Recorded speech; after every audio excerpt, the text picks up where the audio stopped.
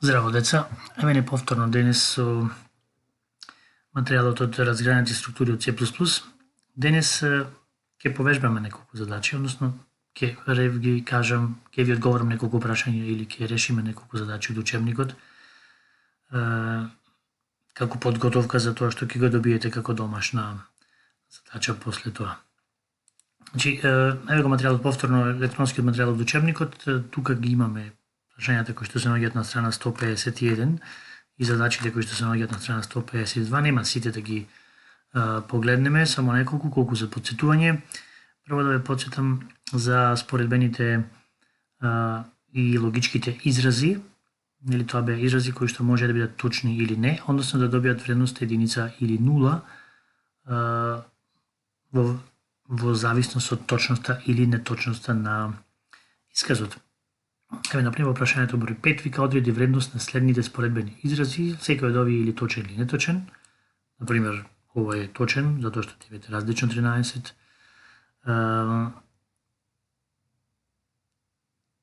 Овде има грешка. Дефинитивно. Ова е неточен, затоа што 9 е помало од 25, исказот вика 9 е поголемо или еднакво на 25. Погледнеме некој од овие искази. Еве, например, нека биде под Г. Реков овие да ги решаваме постапно. Прво треба да видиме вредноста на овој исказ и негацијата на нулата. Исказот вика дека 9 е различно од 7, што е точно. Негација на 0 е единица. Сега имаме двете, 1, конјункција 1, тоа е 1, што значи исказот е точен. Еве да видиме тука, во заградата имаме 13 дека е различно од 7, што е точно. Меѓутоа, заради тоа што е тој негиран, крајната вредност на исказот е 0. Мислам дека нема да имате проблем со овој тип на задачи. Ајде да видиме сега прашање од if и else структурата. Еве, например, прашањето број 11. Што ќе се отпечати со следната наредба? Имате вредност за x под a е 5 и под b е 15. Прво да видиме под a. Значи вика, ако x е поголемо од 10, треба да се изврши овој ред. Инаку, ако x не е поголемо од 10, треба да се изврши овој ред. Во случајов, кога x е 5, исказот во заградата после if не е точен, што значи ќе се изврши овој ред. И ќе пишува бројот 5 е помало од 10. Под b, кога x е 15, тогаш исказот во заградата е точен и тогаш ќе се изврши редот после if, а ќе се прескокне и редот после else, што значи ќе на екран ќе се напише бројот, овде ќе пишува 15, е поголем од 10. Ајде да видиме пример број 12. Колкава ќе биде вредноста на целоворената променлива x по извршување на следната наредба. И сега претпоставам дека заради заштита на простор во учебникот вака се пишувани исказите во еден ред. Јас сега веќе го напишав и го подготвив вака. Значи, ова е иста задача. Треба да видиме колкава ќе биде вредноста на x од овој програмски код на крајот. Ако е прво под a x еднакво на 9, а под b x еднакво на 5. Прво да видиме под a. Значи вика, ако x плюс 2 е поголемо од 10, x е 9, 9 плюс 2 е 11, што значи во случајов ќе биде исказот точен. Тоа значи дека овој ред ќе се изврши само кога изразот во заградата е точен. Овде имаме пример за еднократно разгранување. Се извинувам, наредбата што следува после if се извршува ако споредбениот израз е точен. Што значи 11 поголемо од 10, тогаш x ќе добие вредност за 1 поголема, било 9, значи x ќе стане 10. И ќе се испечати 10. Значи под a решението е 10.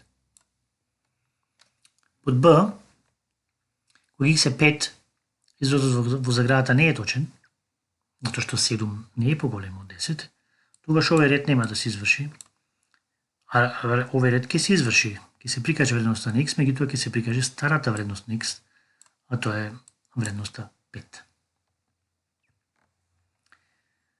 Да видиме уште една задача од овие прашањата, кратки, а потоа ќе решиме две целосни задачи, доволно колку да се загреете па да може потоа сами нешто да решите.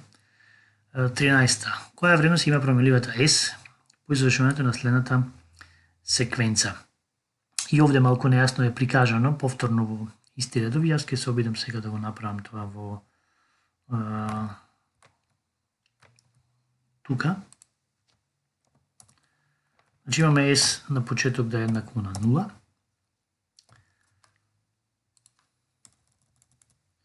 Ако S поголемо да, само да видам, ако е A поголемо 0, S е еднакво на S плюс A, ако е B поголемо 0, S е еднакво на S плюс B.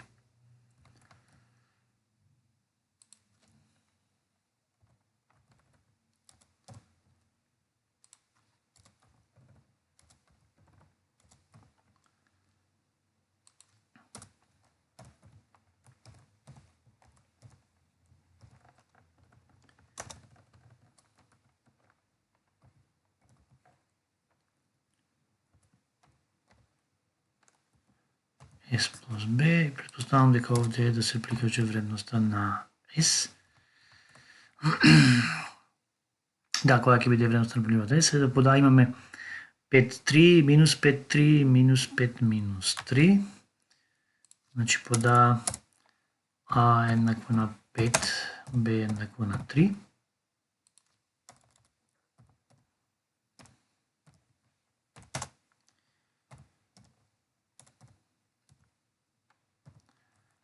Горе сум грешил. И под C A е негативен и C и B е негативен. Ајде видиме сега. Одиме со ред. Значи прво решаваме под А. Двата се позитивни. А е 5, Б е 3. А во испитувањата во двата, овде имаме два пати еднократно разгранување, два пати се проверува дали е бројот позитивен, дали е поголем од 0.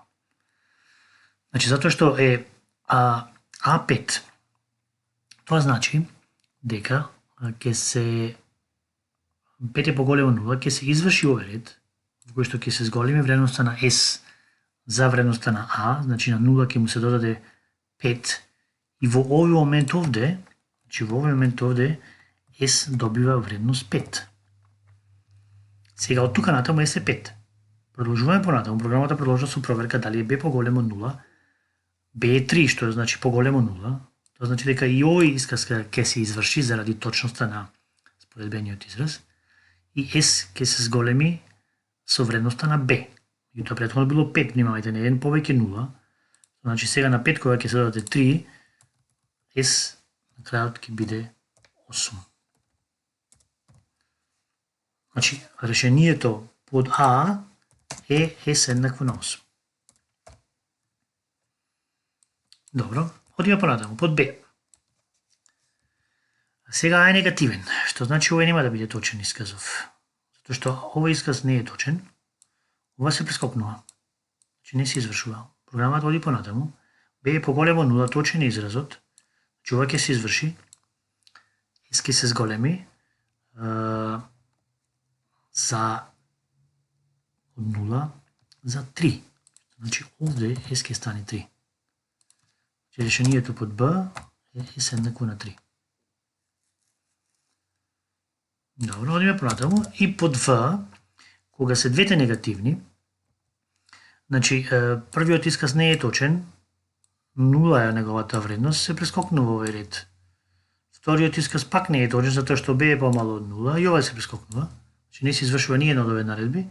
Се прикажува вредноста на S, онаа која што била почетната, тоа значи дека S ќе си остане 0. Се надевам дека ова е јасно. Вакви типови на примери во наредниот електронски тест ќе имате неколку сигурно. Ајде видиме сега целосни задачи некои. внимавајте секогаш кога пробувате да ги решавате задачите, да не само што ќе решите задачата и ќе работи, меѓутоа треба и излезот да биде онаков каков што е напишан во примерите од учебникот. Например, еве програма, вторава задача да ја решиме. Затоа што првата мислам дека со некои класи решивме. Внеси два различни броја, потоа отпечати го помалиот па поголемиот број. Треба да внесиме две променливи од тастатура, две вредности на целобројни променливи од тастатура, програмата да утврди кој од тие два броја е поголем и кој е помал, па прво да го прикаже помалиот, значи затоа се прикажани вакви два различни примери. Например, во почетокот еднаш е внесен првен број од минус 3 па 7, пишува дека помалиот број е минус 3 поголем број е 7, меѓутоа и доколку ги внесите вака, повторно, секогаш прво да го прикажува помалиот, па потоа поголемиот број. Ке го видиме тоа сега една брзина да креираме еден празен проект со конзолна апликација.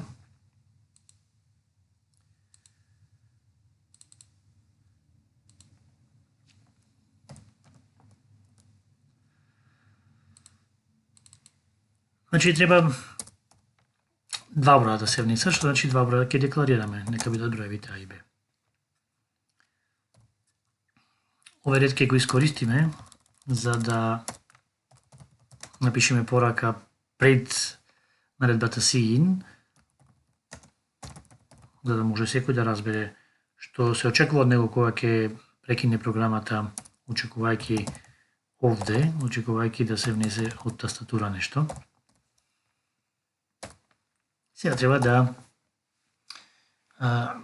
ги споредиме. Значи, ако е А поголем од Б, тогаш или ајде да не ве бунам, можеби подобро да провериме дали А помало од Б, затоа што прво треба да го внесеме помалиот во поголемиот. Сеедно е, може и така, меѓутоа значи наредбата која што треба да се изврши е, само да видам уште еднаш, помалиот број е тој, а поголемиот е тој. Добро. Помалиот број е во случајов ќе биде А, значи ако е ова точно го заградава, тогаш А е помалиот дефинитивно. А поголемиот е Б. Ова ќе го ископирам, ќе го искористам сега да не го пишам целосно. Инаку, само ќе ги сменам. Помалиот број е Б, поголемиот е А. Сега морам да напоменам дека во оваа задача не е земен во предвид случајот кога броевите се еднакви, меѓутоа еве тоа ќе го решиме со тоа што горе во пораката ќе напишеме дека броевите треба да бидат различни. Ајде да видиме. Значи ќе извршиме програмата, ако внесеме број 3 и 9, пишува дека помалиот број 3 а поголемиот е 9. Уште еднаш обратно ќе ги внесам сега. Значи 9 и 3. Повторно сега го пишува прво помалиот па поголемиот. Во вториот случај, кога еве конкретниот случај сега, кога внесов 9 и 3, тој провери А е 9, значи Б е 3. Тоа значи дека ова исказот во заградата не е точен, што значи се прескопнува наредбата после if, а се извршува наредбата после else, во која што ние пишуваме дека помалиот број е Б во случајов 3, а поголемиот е А во случајов 9. Се надевам дека ова е јасно. Имаме уште една задача во која што тоа е задачата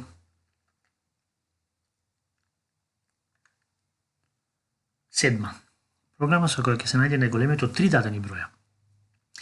Значи, претходнава задача ние баравме кој е поголем, кој е помал од 2 броја, што беше лесно, имаме само една if наредба за споредба, меѓутоа со една if наредба не можеме да одредиме кој е поголем од 3, кој е најголем од 3 дадени броеви. Јас веќе ја решив оваа задача и тоа ја решив на два начина. Сега ќе ја покажам. Ова е првиот начин.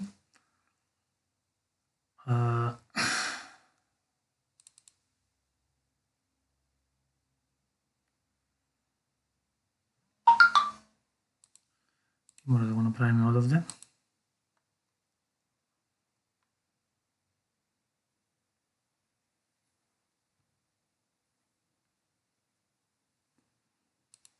Одиме со отворање на постоечки проект. Тука ги имам на десктоп мислам дека е во N1. Да. Вака сега, не се плашете, значи не е ништо страшно. За да споредиме кој од три броеви е најголем, ние мора да направиме барем две споредби. Идејата во овој начин на решавање на задача е следната. Прво ќе ги провериме, ќе ги споредиме првите два броја А и Б. Ќе најдеме кој од нив поголем. Па потоа тој што е поголем од првите два ќе го споредиме со третиот број и така ќе најдеме кој е најголем. За таа цел јас сум декларирал 4 променливи, значи А, Б и С се броевите кои што ги унесуваме, ама П е една помошна променлива во која што привремено мора да го сместиме поголемиот од првите два броеви. Еве овде ги внесуваме броевите, значи довде би требало да е сето јасно и сега споредуваме дали првиот број е поголем од вториот број, односно кој е поголем од првите два, од броевите А и Б. Ако е ова точно, значи ако е првиот број поголем од вториот, тогаш неговата вредност ќе се смести во променливата П. Значи овде П ја зема вредноста на бројот кој што е поголем. Во секој случај, ако ова не е точно, тоа значи дека Б е поголем од А. Ако не е точно, тогаш ова ќе се изврши. Значи што значи повторно П ќе ја добие вредноста од поголемиот од првите два. И сега имаме уште една споредба. П веќе е поголемиот од првите два во секој случај. И сега го споредуваме со третиот да видиме тој што ќе биде поголем од оваа втора споредба е сигурно најголем од сите три. Така да ако П е поголем од С, пишуваме дека е најголем од сите броеви бројот П. Ако тоа не е точно, тогаш сигурно најголем број од сите тие броеви е бројот С. Еве ова да го преведиме и да го извршиме. Значи, не сум 591. Како оди структурата со вака внесени броеви. Значи А е 5, Б е 9. Кога споредуваме во првата споредба, дали А поголем од Б, не е точен овој исказ, што значи ќе се изврши наредбата после else во која што во П се сместува вредноста на Б. Значи П ќе стане 9 во овој момент овде. Потоа, затоа што С е единица, споредуваме дали е 9 поголем од 1, тоа е точно и вика најголем број е П. П беше 9. Како и да ги внесиме овие вредности, значи 1, 5 и 9, нека биде сега С најголем, повторно, секогаш програмата ќе го прикаже најголемиот од трите внесени броеви. Има уште еден начин да се реши оваа задача. Ќе го, само да го затворам овој проект, ќе го покажеме на вториот пример, каде што користиме конјункција. Може би, логички, за да сватите вака, може би било полесно за вас. Значи, што се прави? Овде имаме 3 пати еднократно разгранување. Од кога ќе внесеме трите броеви, ова го споредуваме. Значи, со конјункција, ако е А поголем од Б и ако е А поголем од С, тогаш сигурно А е најголем од трите. Значи, тогаш се извршува оваа наредба. Меѓутоа, ако барем едно од овие не е точно, тогаш нели конјункцијата бара да бидат двете точни за да биде точно. Ако барем едно нула, тогаш тоа ќе се прескокне и тогаш одиме на следна проверка.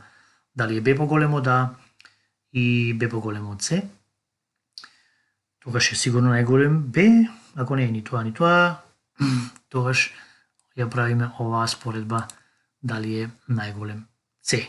И во овој случај програмата ќе работи. Не знам како ви е полесно за да ја сватите, значи овде користиме 3 еднократни разгранувања со помош на конјункција. Во претходниот пример користевме 2 двократни разгранувања, при што ни беше потребна една помошна променлива во која што привремено ја сместувавме вредноста на поголемиот од првите два. Може да решиме уште една задача. Ево, ќе решиме. 10-тата. Трицифрен природен број треба да се внесе во тастатура. Треба да се напише програма со која што се одредува дали бројот е палиндром. За да биде бројот палиндром, треба да се чита исто и од лево и од десно. Значи, кај трицифрените броеви, палиндроми се сите броеви кај што цифрата на единиците е еднаква со цифрата на стотките. Цифрата на десетките не ни интересира која е. Така да, еве јас ќе направам повторно нов проект за да решиме оваа задача.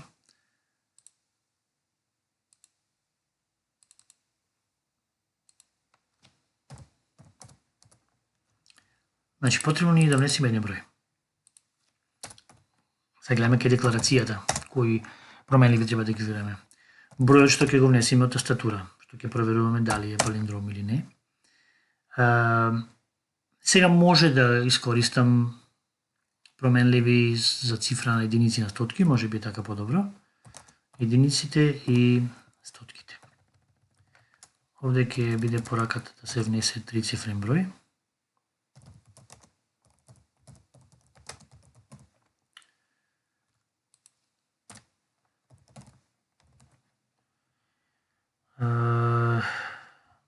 Бројот. И сега да ве подсетам, ние веќе знаеме како се пресметуваат единиците од било кој број, доколку бројот го поделиме модуларно со 10, ја добиваме цифрата на единиците. Остатокот на било кој број кој што го делиме со 10 ја дава цифрата на единиците. Стотките ги добиваме кога бројот го поделиме целобројно со 100. Сега ние треба да провериме дали е еднакво на S. Значи, ако бројот на единици е еднаков со бројот на стотки, бројот е сигурно палиндром, што значи се чита исто од лево и од десно. Тоа го правиме со оваа if наредба. Значи, ако е S еднакво на E, тогаш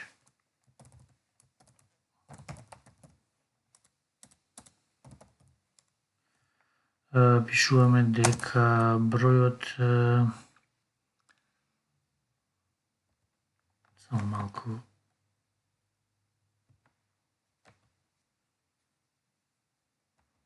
да го исклучам тоа што ја покажува што кои искриени копчиња да се користат. Не е важно, значи број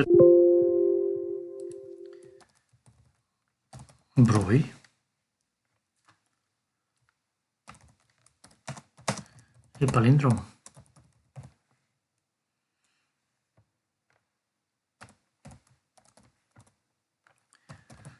Инаку, ова да го ископираме, да го искористиме, ќе биде не е палиндром. Ајде да видиме дали ова работи како што треба. Значи, ако внесам трицифрен број, например 236, вика дека не е палиндром, што се случи? Првин се најде цифрата на единиците, во случајов е 6, цифрата на стотките е 2, провери дали е 6 еднакво на 2, не е точно. Штом не е точно, се извршува оно што се наоѓа после else, а тука пишува дека бројот не е палиндром. И случај кога бројот е палиндром, е например 151, вика дека е палиндром, затоа што бројот на единиците и бројот на стотките е ист. Значи, во нашата програма што се случи? Со овој редот број 10 се пресмета дека е еднакво на единица. Во наредниот ред се пресмета дека е еднакво на единица повторно. И сега при споредбата видов овде е точно исказот дека е еднакво на е, што значи се извршува наредбата после if, а се прескокнува на после else, а во наредбата после if пишува дека бројот е палиндром. Се надевам дека е јасно. Очекувајте во текот на утрешниот ден да бидат испратени задачи за решавање и инструкции како да ми ги вратите, како да ги испратите. Поздрав дечки, останете дома и бидете здрави. Чао.